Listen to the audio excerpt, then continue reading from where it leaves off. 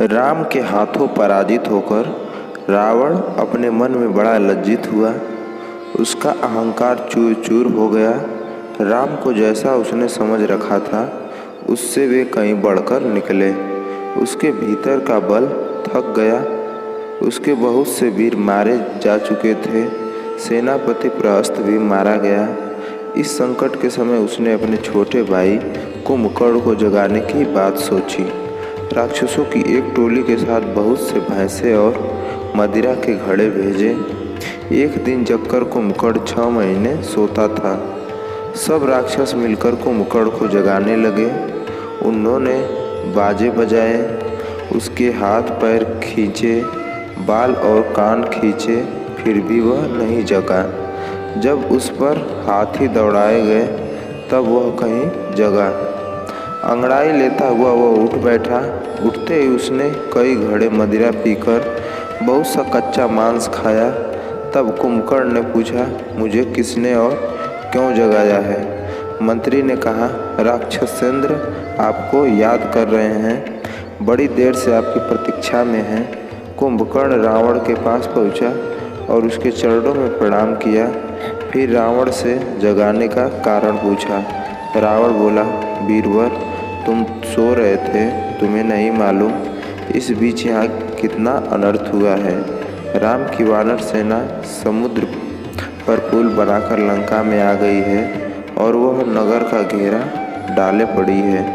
कई दिन से युद्ध चल रहा है। हमारे अनेक बड़े बड़े वीर मारे गए हैं। सेनापति प्रहस्त भी वीरगति को प्राप्त हुए। अब तुम्हारा ही सहारा है। कुंभकर्ण हंसा और बोला, हमने तुम्हें पहले ही बताया था कि बुरे कर्मों का फल बुरा ही होता है।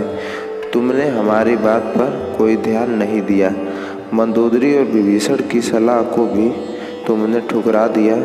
रावण कुछ रुष्ट सा होकर बोला, भाई, मैं तुम्हें उपदेश सुनाने के लिए नहीं जगाया। जो हुआ सो हुआ। मुझे तुम्हारे पुरुषार्थ की ज़रूरत है। तुम्हारे पुरुषार्थ से ही मेरा संकट दूर हो सकता है। कुंभकर्ण को रावण पर दया आई। उसने कहा, तुम चिंता न करो, अब मैं रणभूमि को जा रहा हूँ। राम लक्ष्मण को मारकर तुम्हें सुखी करूँगा। कुंभकर्ण की बात सुनकर रावण प्रसन्न हुआ और उसकी वीरता की प्रशंसा करके युद्ध के लिए उसे विदा किया। हाथ में एक बड़ा सा त्रिशूल लेकर कुंभकर्ण दुर्ग के बाहर आ गया। कुंभकर्ण को देखते ही वानर सेना में भगदड़ मच गई। अंगद ने बड़ी कठिनाई से उनको रोका। वे उस पर बड़े बड़े वृक्ष और बड़ी बड़ी शिलाएं फेंकने लगे। शिलाएं उसके शरीर में ऐसे लगती जैसे हाथी को आग फल की चोट लगे। कुंभकर्ण की सेना से तो जहाँ तहाँ वानर वीर भीड़ गए, पर उसके सामने आने का कोई साहस न करता। हनुमान आगे बढ़े। उन्होंने बड़ी भारी शिला फेंककर उसे थोड़ा सा घायल किया। कुंभकर्ण ने अपने त्रिशूल से उनका हृदय फाड़ दिया। रक्त की धार बह निकली। हनुमान को व्याकुल होते देखकर वानर सेना में त्राही त्राही मच गई। कुंभकर्ण ने अनेक प्रमुख वानरों को मारकर अचेत कर दिया। तब अंगद आगे बढ़े। कुंभकर्ण के वार को बचाते हुए उन्होंने अपनी उसकी छाती में घूंसा मारा। थोड़ी देर के लिए कुंभकर्ण मूर्छित हुआ। फिर उसने अंगद और सुग्रीव दोनों को अचेत कर दिया। सुग्रीव को पकड़कर वह लंका की ओर ले चला। मार्ग में सुग्रीव की मूर्छा टूटी। उसने अपने पहने नखों और दांतों से उसके नाक कान काट डाले और सीना फाड़ दिया।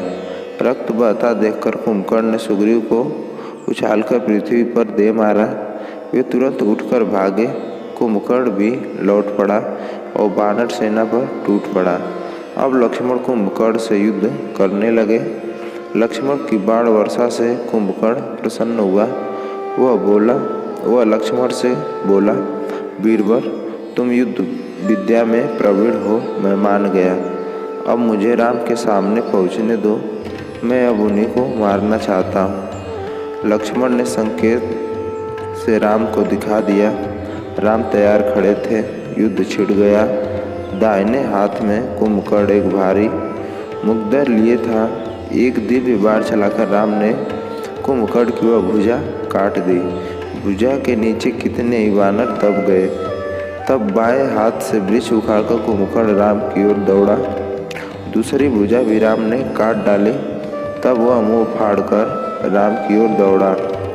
राम ने उसके दोनों पैर काट डाले, फिर भी वह नहीं मरा। तब श्री राम ने एक बाण से उसका सिर धड़ से अलग कर दिया। वानर सेना में श्री राम की जय जयकार होने लगी। बची खुची राक्षस सेना लंका की ओर भाग गई।